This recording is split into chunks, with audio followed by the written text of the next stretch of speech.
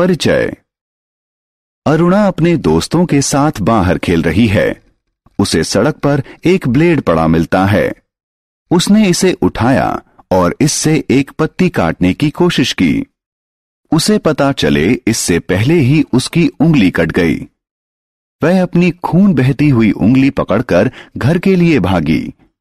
उसकी मां ने घाव साफ कर उस पर पट्टी बांधी। प्राथमिक उपचार करने के बाद वह अरुणा को चिकित्सक के पास ले गई। इस पाठ में हम प्राथमिक उपचार के बारे में जानेंगे। आओ सीखें। आपातकालीन चिकित्सा को परिभाषित करना। निम्नलिखित में प्राथमिक उपचार के चरणों को बताना। जलने में, चोट लगने में, नाक से खून बहने में, सांप और बिच्छू के दंश में, कीड़ों के दंश में, जानवर के काटने में, हड्डी टूटने में, मोच आने में। आपातकालीन चिकित्सा। एक बुजुर्ग आदमी पार्क में बैठा हुआ था। अचानक ही उसने अपने सीने के बाएं हिस्से में तेज दर्द महसूस किया। शायद उसे हृदयाघात हुआ हो। उसे तत्काल चिकित्सा की आवश्यकता है। किसी रोगी को उसके प्राण या किसी स्थायी घाव से बचाने के लिए दी जाने वाली तत्काल चिकित्सा को आपातकालीन चिकित्सा कहते हैं। गंभीर दुर्घटनाएं, हृदयाघात, दमा का दौरा इत्यादि में आपातकालीन चिकित्सा की आवश्यकता होती है। आइए अब कुछ ऐसे उपचार सीखें जो छोटे घावों की चिकित्सा में काम आ सकते हैं।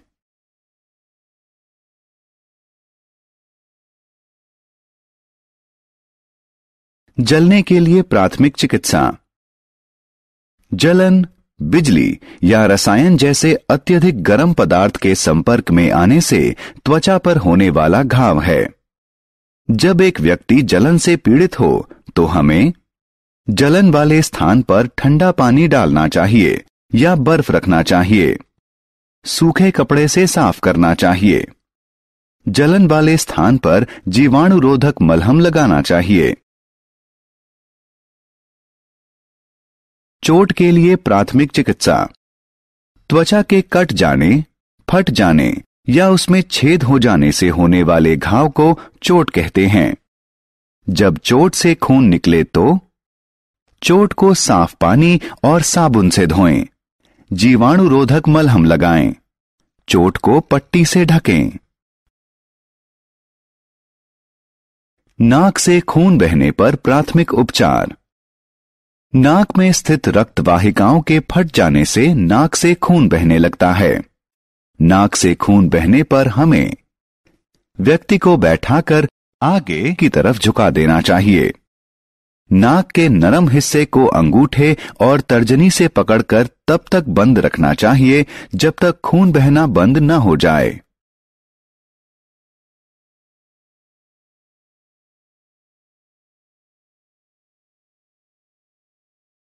सांप या बिच्छू के दंश का प्राथमिक उपचार। सांप या बिच्छू का दंश जानलेवा साबित हो सकता है। सांप या बिच्छू के दंश से जीवन रक्षा के लिए जहर को शरीर के अन्य हिस्सों में फैलने से बचाने के लिए घाव के ठीक ऊपर एक रस्सी या कपड़े का टुकड़ा बांधें। घाव को साबुन और पानी से साफ करें। शरीर से जहर निकालने के लिए खून को चूस कर बाहर थूक दें। कीड़ों के दंश का प्राथमिक उपचार। कुछ कीड़ों का दंश घातक हो सकता है। प्रभावित भाग को साबुन और पानी से धोएं। दर्द से राहत के लिए प्रभावित भाग पर बर्फ रखें। खुजली से बचाने के लिए कोई जीवाणुरोधी मलहम लगाएं। जानवरों के काटने पर प्राथमिक उपचार। कभी कभी जानवरों का काटना बहुत गंभीर हो सकता है। कुत्ते या बंदर के काटने से रेबीज हो सकता है। किसी जानवर के काटने के बाद हमें साफ कपड़े से जानवर की लार को साफ करना चाहिए। घाव को साबुन और पानी से अच्छी तरह साफ करना चाहिए। घाव पर जीवाणुरोधक मलहम लगाना चाहिए। चिकित्सक की सहायता लेनी चाहिए। हड्डी टूटने पर प्राथमिक उपचार। किसी हड्डी के टूटने को अस्थि भंजन कहते हैं। जब कोई व्यक्ति अस्थि भंजन से पीड़ित हो तो हमें सूजन और दर्द कम करने के लिए हड्डी टूटने वाले स्थान पर बर्फ लगाना चाहिए। रोगी को स्थिर रखें और घाव वाले स्थान को खमाची का सहारा देना चाहिए। चिकित्सक से तत्काल संपर्क करना चाहिए। मोच के लिए प्राथमिक चिकित्सा।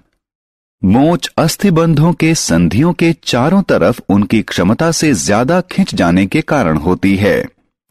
मोच से राहत पाने के लिए हमें दर्द और सूजन में कमी के लिए प्रभावित भाग पर बर्फ लगाना चाहिए। सहारे के लिए पट्टी बांधनी चाहिए। घाव वाले भाग को थोड़ी ऊंचाई पर रखना चाहिए। हमने क्या चर्चा की? किसी रोगी को उसके प्राण या किसी स्थायी घाव से बचाने के लिए दी जाने वाली तत्काल चिकित्सा को आपातकालीन चिकित्सा कहते हैं।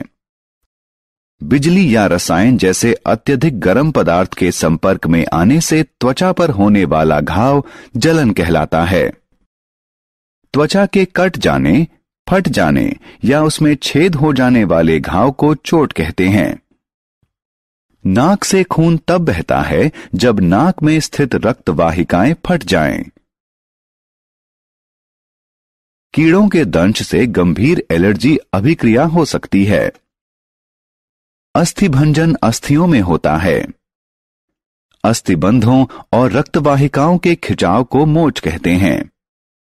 छोटे घावों की देखभाल घर पर ही घरेलू उपचारों से की जा सकती है।